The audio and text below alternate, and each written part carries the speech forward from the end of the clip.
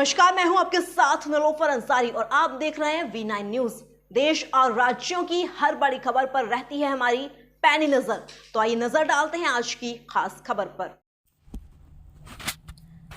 विधानसभा चुनाव के लिए सोमवार को नामांकन का आखिरी दिन था। इस दौरान कई राजनीतिक दलों के विधानसभा प्रत्याशियों ने अपने अपने नामांकन पत्र जमा किए। भाजपा के प्रत्याशी डॉक्टर तेज बहादुर सिंह चौहान ने हजारों कार्यकर्ताओं के साथ शक्ति प्रदर्शन कर अपना नामांकन फॉर्म जमा किया। भाजपा की इस विशाल नामांकन रैली ने चुनावी समीकरण बदल दिए। भाजपा प्रत्याशी डॉक्टर तेज बहादुर सिंह चौहान सभी का आशीर्वाद लेकर आगे बढ़ रहे थे। जुलूस पुराने बस स्टैंड पर पहुंचा। यहां पर एक सभा का आयोजन किया गया, जिसमें प्रमुख वक्ता भाजपा के पूर्व प्रदेश अध्यक्ष प्रभात झा थे। भाजपा के वरिष्ठ नेताओं और पदाधिकारियों द्वारा सभा में उपस्थित कार्यकर्ताओं और समर्थकों को संबोधित किया गया। प्रत्याशी डॉक्टर तेज बहादुर सिंह चौहान ने भाजपा सरकार द्वारा किए गए कार्यों को बताते हुए कहा कि भाजपा ने मध्य प्रदेश को बीमारू राज्य से विकसित राज्य बनाया है और यह चुनाव बीजेपी जीतेगी तो केंद्र की मोदी सरकार मजबूत होगी। भाजपा की नामांकन रैली में उमड़ी हजारों की संख्या ने अचानक से इस क्षेत्र का चुनावी समीकरण बदल दिया है। नागदा से राजेश इंद्र की रिपोर्ट। भारतीय जनता पार्टी की सरकार बनाइए, डॉक्टर तेज बहादुर सिंह चौहान को विजयश्री दिलाइए। मैं 370 की बात नहीं करता, मैं राम मंदिर की बात नहीं करता, मैं किसानों को मिलने वाले सहायता की बात नहीं करता। इस प्रदेश के यशस्वी मुख्यमंत्री ने जिन योजनाओं को लागू किया है, आबादी में से लगभग 6.5 करोड़ लोग मध्य प्रदेश की सरकार के मुख्यमंत्री की विभिन्न योजनाओं का लाभ आज प्राप्त कर रहे हैं। इन योजनाओं का लाभ आगे भी आपको प्राप्त हो, इसलिए आवश्यकता इस बात की है, हम सबको भारतीय जनता पार्टी की सरकार को बनाना है और भारतीय जनता पार्टी की सरकार को बनाने के लिए नागदा खाटोल विधानसभा से डॉक्टर तेज बहादुर सिंह को विजयश्री दिलाना है।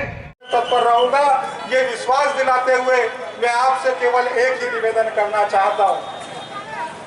मध्य प्रदेश में फिर भारतीय जनता पार्टी की सरकार बनना चाहिए और क्यों सरकार बनना चाहिए कि मुझे बताने की आवश्यकता नहीं है।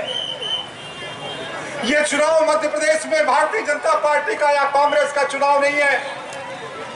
ये चुनाव अगर है तो हिंदुस्तान को परम वैभव पर ले जाने वाला चुनाव है।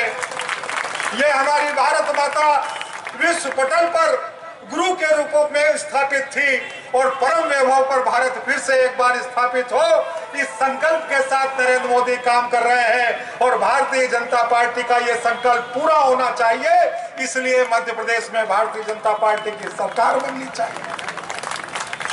माननीय शिवराज सिंह जी के नेतृत्व में हमने इसको बीमारू राज्य से विकसित राज्य में लाकर खड़ा किया है और मध्य प्रदेश हिंदुस्तान के सबसे अग्रणी प्रदेशों में आकर खड़ा हो, इसलिए भारतीय जनता पार्टी को जिताना आवश्यक है।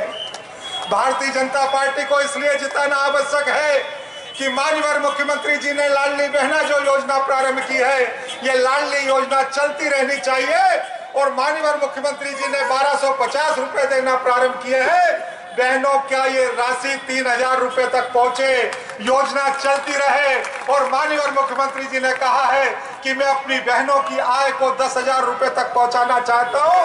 अगर बहनों की तकदीर बदलना है तो फिर भारतीय जनता पार्टी की सरकार बननी चाहिए।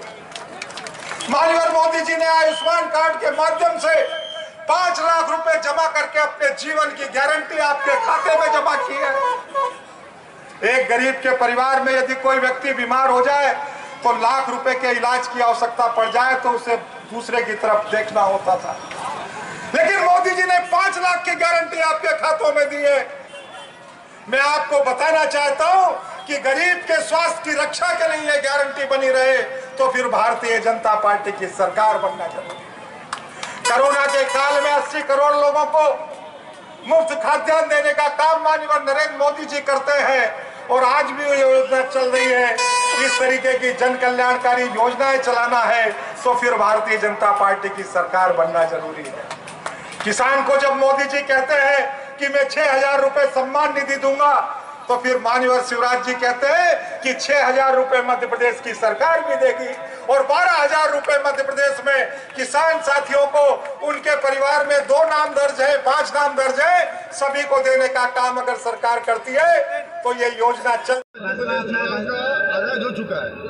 जिस प्रकार से खाचो नागदा विधानसभा सीट पर जिस प्रकार से कार्यकर्ताओं का हुजूम दिख रहा है, क्या वर्तमान में भारतीय जनता पार्टी यहाँ पर परचम फहराने की पूरी जोश तैयारी में है? जनता का जोश, कार्यकर्ता का उत्साह, ये आपके सामने है, इसलिए मुझे कहने की जरूरत नहीं है कि खाचरो नागदा में क्या होने वाला है। भारतीय जनता पार्टी का कमल खिलने वाला है। भाई साहब, जिस प्रकार से मध्य प्रदेश शासन की योजनाओं का जिस प्रकार से असर हुआ है पूरे मध्य प्रदेश में, उसको लेके आगामी क्या मुद्दा रहेगा भारतीय जनता पार्टी का खाचरो नागदा में? ये खाचरो नागदा में नहीं, पूरे मध्य प्रदेश में केंद्र सरकार नरेंद्र मोदी जी की और शिवराज सिंह जी मध्य प्रदेश के मुख्यमंत्री, उनके द्वारा किए गए लोक कल्याणकारी ही हमारा सबसे बड़ा मुद्दा है। जन्म लेने से लेके मृत्यु तक जो व्यवस्था की है सरकार ने, वो सब विकास के काम में ही आता है। जिस प्रकार से सर्वे में वो आगे दिख रहे होंगे, लेकिन सच्चाई में आगे भारतीय जनता पार्टी है। कितनी सीटों को लेकर भाजपा अपनी पूरी परचम लगा रही है? 2/3 बहुमत। आपके मंच पे क्या कहना चाहोगे आप?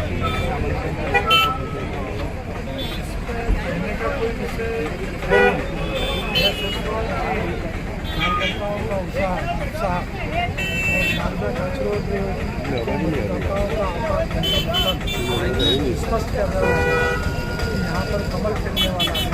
और फिर इस बार नाराज कार्यकर्ता पहले कोई नाराज था, ना आज कोई नाराज है।